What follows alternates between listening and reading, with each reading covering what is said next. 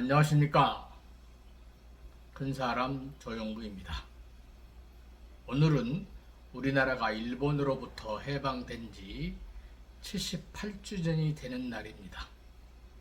광복을 위해서 애쓰신 선조들의 희생 없이는 지금의 번영은 이루지 못했습니다.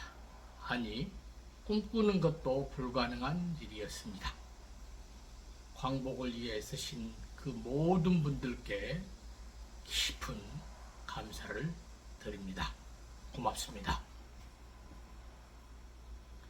유비는 공명을 영접하여 스승으로 삼고 자고 먹는 일을 함께 하면서 온종일 천하대사를 상론하였습니다.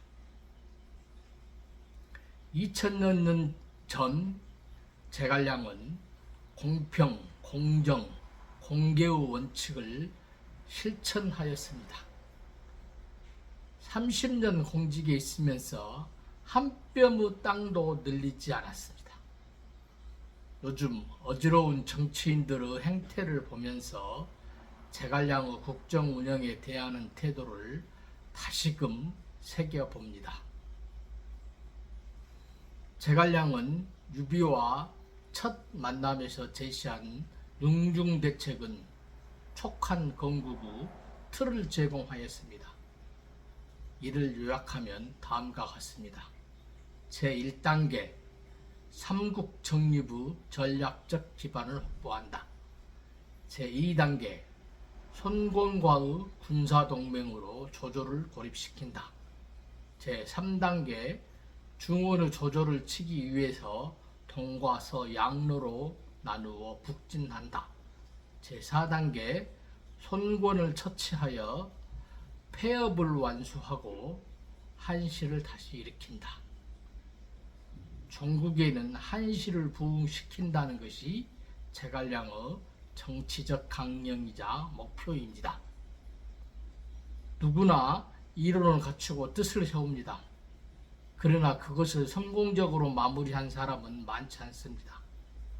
하지만 제갈량은 자신의 이론을 성공적으로 실천하였습니다. 그는 뛰어난 전략가이자 지도자이기에 앞서 철저하게 행동으로 보여준 실천가였습니다. 제갈량의 정치사상 핵심은 사람을 근본으로 하는 것입니다.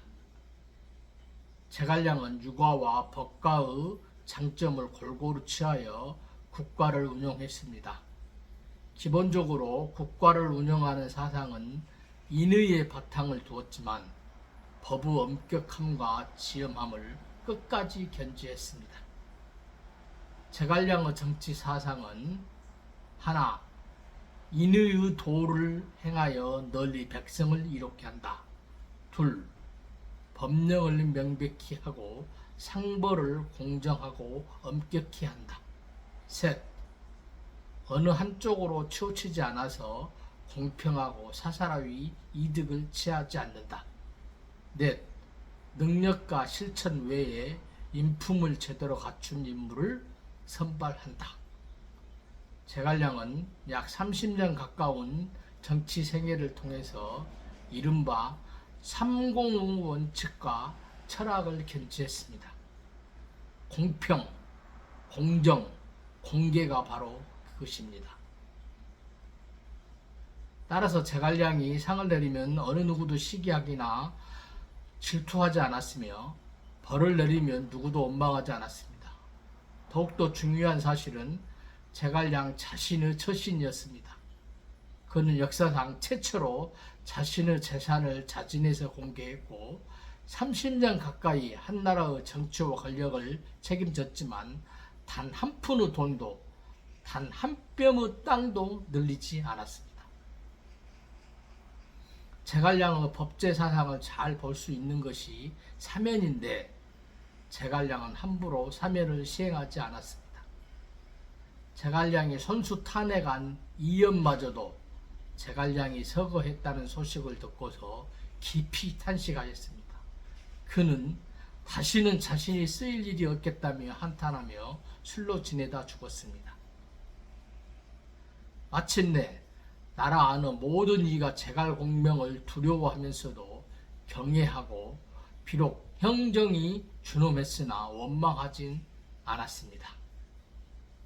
이는 그 마음씀이 공평하여 권하고 경계하는 것이 분명했기 때문입니다.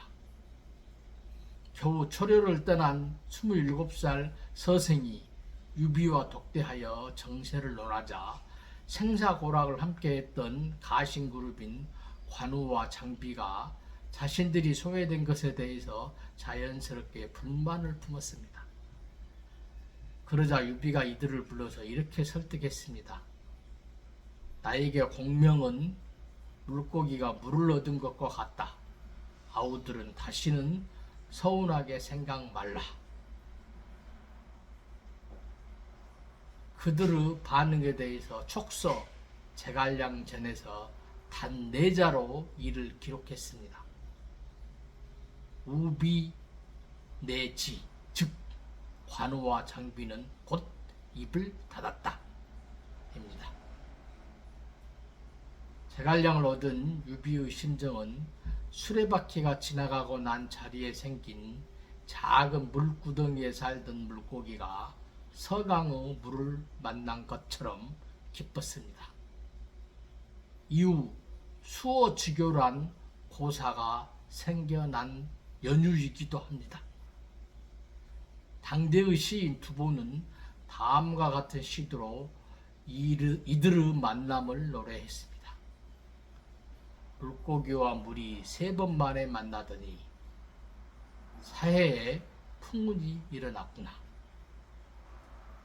유비와 제갈량의 의기투합으로 중국 대륙은 조조, 송권, 유비 3자가 분할 통치하는 천하 3분지계가 완성됩니다. 더 자세한 내용은 댓글에 달린 링크를 참조하십시오. 좋아요, 구독은 제게 힘이 됩니다. 큰 사람 조영우였습니다.